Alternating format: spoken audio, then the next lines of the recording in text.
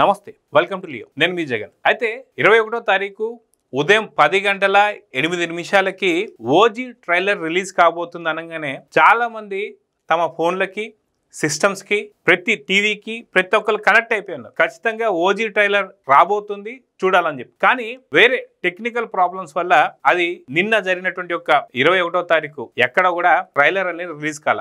అయితే OG concept ఏదైతే ఉందో ఎల్బీ స్టేడియంలో జరిగినటువంటి ఒక ఆ కాన్సెప్ట్ కి అక్కడ ట్రైలర్ అయితే రిలీజ్ చేశారు. అయితే ట్రైలర్ తీసి పక్కన పెడితే వాస్తవానికి ఓజీ కాన్సెప్ట్ ఎలా జరిగింది అంటే చాలా మంది విమర్శకులు కూడా పవన్ కళ్యాణ్ గారిని మాత్రం ఖచ్చితంగా పొగడ్తల్లో ముంచేశారు.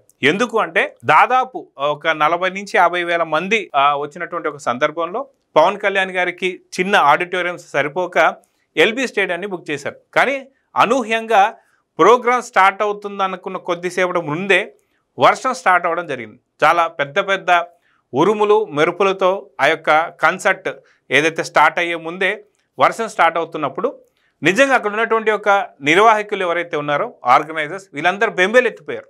అరే పవన్ కళ్యాణ్ గారికి సంబంధించినటువంటి ఒక కాన్సర్ట్ దీనికి సంబంధించి ఇప్పుడు కరెక్ట్గా స్టార్ట్ అవుతుంది అనుకోగానే ఉరుములు మెరుపులు వర్షాలు రావడం, వాస్తవానికి పవన్ కళ్యాణ్ గారు చాలా ఇబ్బంది పడతారేమో, ఎలా చూడాలి దీన్ని అని చెప్పేసి చాలా వరకు భయపడిపోయారు. కానీ నిజంగా తానై పూర్తిగా భుజస్కంధాల మీద వేసుకొని పవన్ కళ్యాణ్ గారు కాన్సెప్ట్ మొత్తాన్ని కూడా దగ్గరుండి ఎవరెవరిని ఏమేమి చేయాలో చెబుతూ అక్కడ ఉన్నటువంటి ఒక మ్యూజిక్ డైరెక్టర్ తమన్ కావచ్చు, అదేవిధంగా చూసుకుంటే డైరెక్టర్ సుజిత్ కావచ్చు, అక్కడ ఉన్న వాళ్ళు అందరితో మాట్లాడుతూ తనే పూర్తి ప్రోగ్రామ్కి సంబంధించిన లీడ్ వహిస్తూ చాలా చక్కగా అంతటి పెద్ద వర్షంలో కూడా ఆ కాన్సెప్ట్ ఎక్కడ కూడా డిస్టర్బ్ కాకుండా తను చేయాల్సింది ఏదైతే ఉందో తను పవన్ కళ్యాణ్ గారు చేశారు.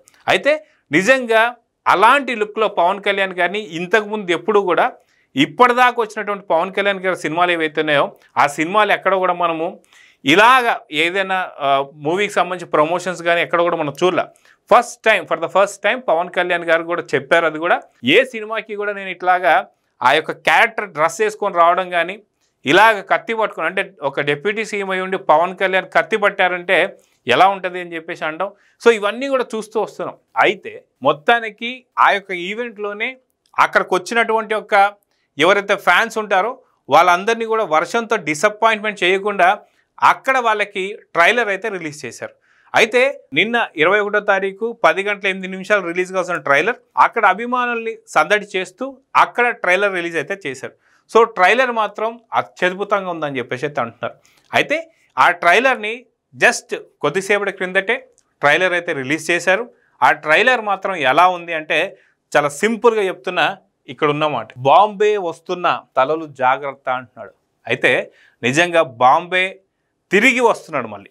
అంటే మనం చూసాం ఏదైతే అర్జున్ దాస్కి సంబంధించిన వాయిస్ గతంలో ఏదైతే వచ్చిందో అలాంటోడు తిరిగి మళ్ళీ వస్తున్నాడంటే అన్నట్టుగా ఖచ్చితంగా బాంబే తిరిగి రావడం కావచ్చు, తిరిగి వస్తే ఖచ్చితంగా బాంబే తిరిగి వస్తున్నా తలలు జాగ్రత్త అనడం కావచ్చు. ఈ ఒక్క డైలాగ్తో మాత్రం పూర్తిగా ట్రైలర్ హల్చల్ చేసింది అనుకోవాలి. అయితే పవన్ కళ్యాణ్ గారు గతంలో ఇప్పటిదాకా తీసిన సినిమాలు ఏవైతే ఉన్నాయో ఈ సినిమాలకు అన్నిటికీ భిన్నంగా, చాలా భిన్నంగా ఇలాంటి క్యారెక్టర్ని మాత్రం ఎప్పుడు కూడా మనం చూసుండం పవన్ కళ్యాణ్ గారి సినిమాలు.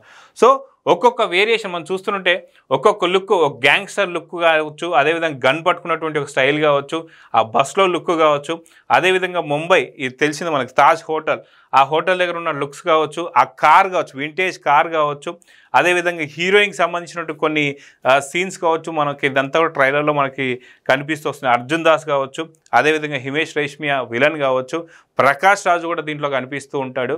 సో ఇలాగా నిజంగా ట్రైలర్ మాత్రం నిజంగా సినిమాకి ఇంకొక 2 రోజులు ఉందనగానే ఈ ట్రైలర్ వచ్చిన వాస్తవానికి అయితే ట్రైలర్తోనే సగం సినిమా చూపించేసి ప్రేక్షకులను ఆకట్టుకోవాలనేటువంటి కాన్సెప్ట్లో డైరెక్టర్స్ ఉంటుంటారు.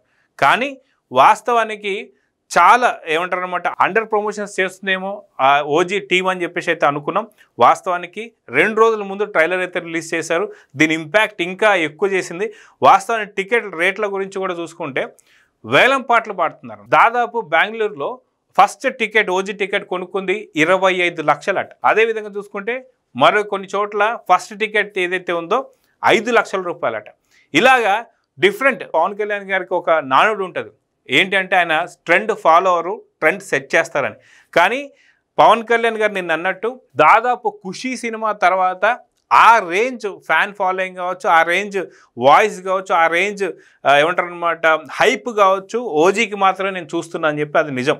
వాస్తవానికి గతంలో ఎన్నో సినిమాలు వచ్చినా సరే ఎందుకో తెలియదు కానీ ఖుషి తర్వాత ఆ రేంజ్, ఖుషీకి మించినటువంటి రేంజ్ మాత్రం మనకి ఇప్పుడు కనిపించబోతుంది. సో ఎంతగానో వెయిట్ చేసినటువంటి ఒక ట్రైలర్ అయితే రిలీజ్ అయింది.